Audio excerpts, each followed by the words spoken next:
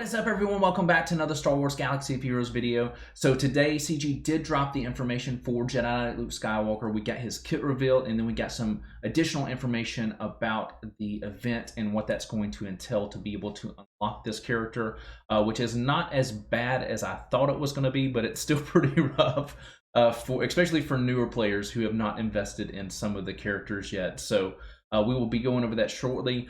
First, I did want to touch base and say it's kind of sad that CG is not addressing the community. They're just throwing this character out there, which I think is sad because a lot of the community is super excited to see this character come to the game, or would have been super excited had CG not have really treated the community so poorly over the past year with some of the events and just the lack of communication and promises and all that kind of stuff that they have not delivered on whatsoever. So unfortunately, still silence from CG on that front.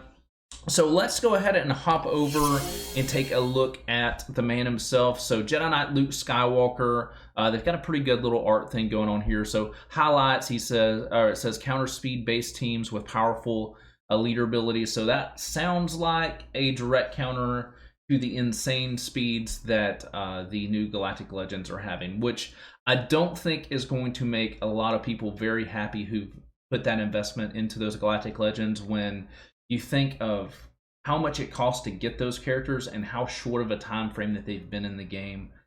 They have not been the meta for very long, and if Luke comes in and kind of wipes them off of the top of the meta ranks, I think a lot of people are not going to be happy, even though I think a lot of people in general like the character of Luke Skywalker way better than they like Rey and Kylo.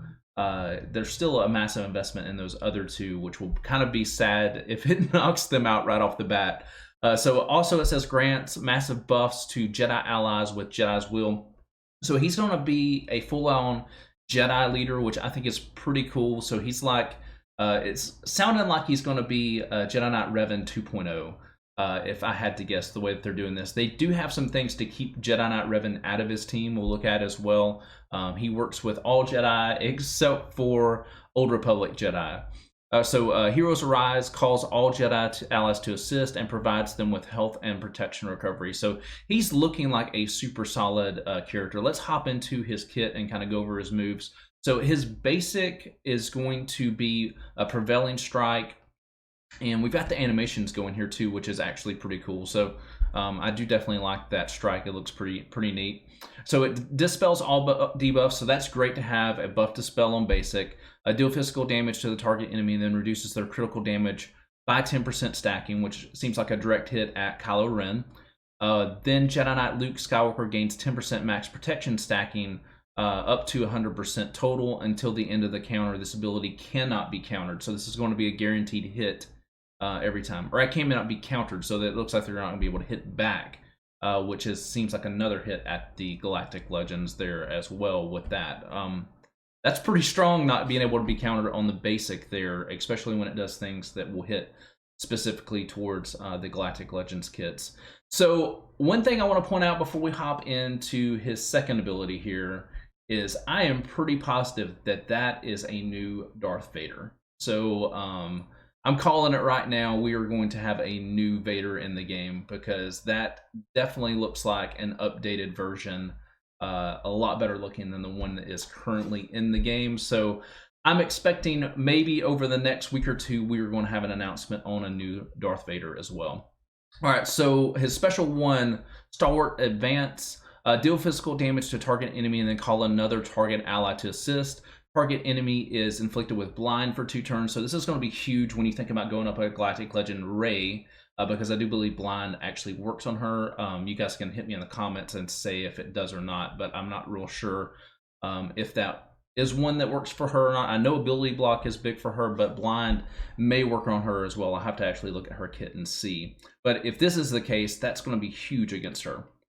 So Jedi Knight Luke Skywalker gains Jedi's Will for 2 turns, which can't be dispelled, copied, or prevented.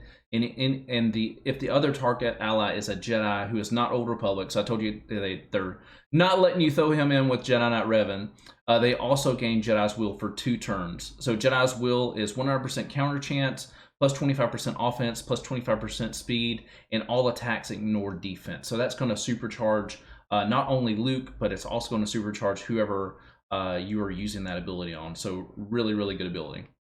Special 2, Repulse. So this one is pretty bad. So inflict stun for 1 turn and vulnerable for 2 turns on all enemies until the end of encounter.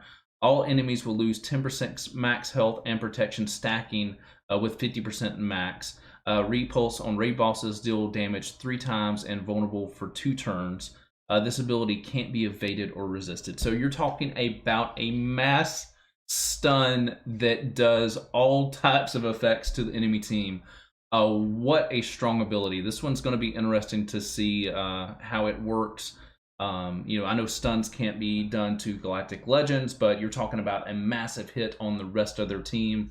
And then you think of all the other teams out there that you're just going to really, really hamper by stunning all of them, and then all of this 10% max health loss and protection loss stacking up to 50%. That's pretty strong. All right, so unique. This one is going to have a Zeta applied to it. So it looks like he only has 2 Zeta abilities, which is extremely cheap these days for a character of this magnitude, and it seems like he's got an excellent kit. So each time Jedi Knight Luke Skywalker is damaged, he gains 5% turn meter and 5% offense, stacking for a max of 25% until he uses Prevailing Strike on his turn. When he attacks out of turn or is critically hit, he gains 2 speed stacking to 20 max until the end of the counter.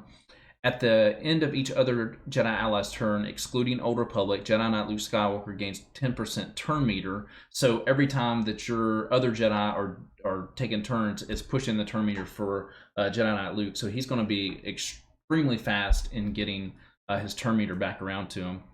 And then Jedi Knight Luke Skywalker is immune to stun and fear, which is super nice. It's another thing that's kind of like Jedi Knight Revan, with him being the leader. It's really nice not being able to deal with stuns with him. All right, so his Zeta ability for this is his leader ability, Return of the Jedi.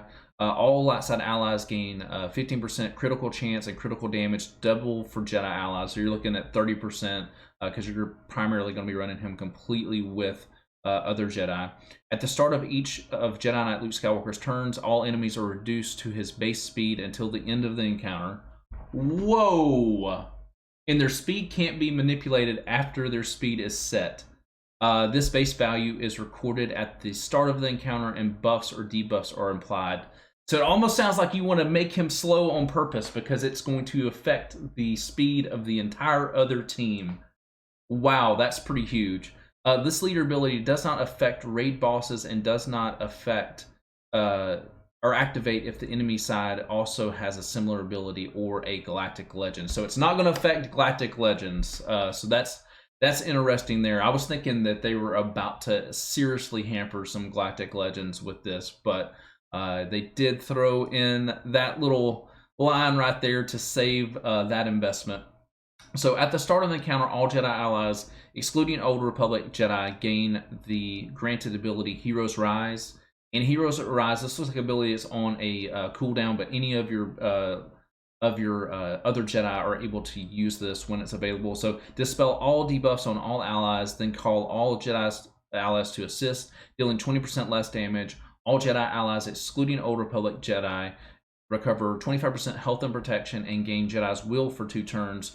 When Jedi Knight Luke Skywalker is granted, or then Jedi Knight Luke Skywalker is granted 100% turn meters. So it's looking like a pretty solid kit, which I'm excited for the fact that I just, outside of, I'm a prequelist, so my favorite characters are Ahsoka Tano and General Kenobi and Anakin Skywalker. So those are my favorites because that's the era of Star Wars that I grew up in, but I'm also a big Luke Skywalker fan, and I remember watching this movie for the first time and seeing him in all black and pulling out that green lightsaber was really, really exciting. After, especially after watching Return of the Jedi or Empire Strikes Back, if I can say the right movie. After watching Empire Strikes Back and then hitting Return of the Jedi, kind of seeing the journey of Luke to get to that point. So, really exciting kit. I really want this character. I really, really, really want this character. But let's take a look now at what the requirements are going to be, because this is where it's a little depressing for me as a newer player who's only been playing for like 8 or 9 months now, that I just don't have the characters needed that are required. So the event is going to be taking place from June 18th to 25th. It takes place on the Empire on Hoth. Defeat your greatest fears on Dagobah and face your final test against your father on Cloud City to earn a 7-star Jedi Knight Luke Skywalker. The Journey Continues event for Jedi Knight Luke Skywalker will take you through Luke's quest to become a Jedi Knight in Empire Strikes Back. So it seems like they definitely had this whole thing planned out ahead. I know that there's been a lot of talk that this was just kind of like a band-aid because of the situation that was going on in the community. I don't think that's the case whatsoever. I just think it's extremely bad timing. So it's kind of like my mom. Like me and my brother have this running joke that she has the ability to call or come over or text always at the most inopportune times, and that seems like CG is going after that same lineup there. All right, so let's go over what the required characters are. So you're going to need Commander Luke Skywalker, and it's saying minimum of Relic 3 on all these characters to be able to do this event. So it's a pretty pricey investment in a lot of characters that I'm pretty sure people do not have. There's some of these that people are going to have Relic, but a lot of these I think people are not going to have Relic. So Commander Luke Skywalker, I've got this character, don't have him Relic, really want him Relic though. I think that's going to be one that a lot of people have. Then Rebel Officer Leia Organa, that's going to be one that older players are going to have, but newer players like myself, I think I'm about a little over halfway getting her shards. So I'm actually thankful that my guild is still running the Hoth raid to be able to get shards for her now. And then Captain Han Solo, so that's one that I think a lot of older players may have, but not going to be one that's relicked. Wampa. Then this is the one that's really going to hit me, Wampa and Hermit Yoda. I was hoping that it was going to be just Hermit Yoda, but having to get both of those currency characters is going to take me a long time because I do not have that started whatsoever. I think I've got like 20 Hermit Yoda shards, so that's really depressing because I'm not going to be able to get that one anytime soon. Then you've got Chewbacca Legendary. You've got Darth Vader, C-3PO, which is another one that a lot of newer players don't get until a little bit later on, maybe their first year in or so. And then Lando Calrissian to show these off. So these, for older players, I think a lot of you guys are going to be super excited because these are characters that a lot of you may have had on the shelf for quite a while. I'm expecting that a lot of these are ones that, a lot of I know for the bigger YouTubers and stuff have these characters, a lot of them relicked already. It's looking like somebody like Urzatron is going to be sitting pretty good to be able to get this character right off the bat. So I'm excited to see him in gameplay. I'm really stoked. It also looks like you're going to need some ships as well. So any capital ship, you're going to need Han's Millennium Falcon and Wedge Antilles X-Wing. So also with the event, this is going to be one that is a recurring event. So kind of like the Cloud City thing, or not Cloud City, but the General Anakin Skywalker event, the Camino event.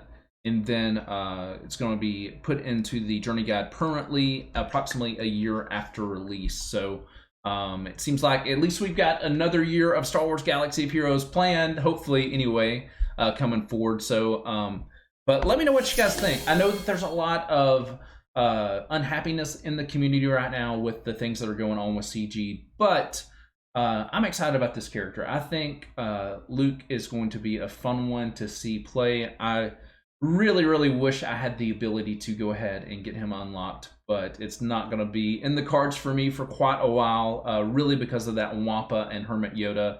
Needing that currency is going to just take me forever to get those characters to 7 stars and then to think about relicking them. But hopefully for some of you older players out there, you guys will get him, be able to show us what he can do. I'm really looking forward to seeing him against Rey and Kylo and see if the meta is going to twist there or if it's going to be just a good counter for them, and then they can beat each other, that kind of thing, which I think that's good for the game when there's multiple teams that can be on top of the meta, because that way it's not just got a whole stack of the same team at the top, and it's really kind of hurting people in the Shard Arena, because this one seems way more accessible to me, especially for older players, than what the Galactic Legends requirements are. So, but that is it for today. Remember to like the video if you enjoyed it. If you made it this far, hit that like button for sure, and I will see you guys in the next video.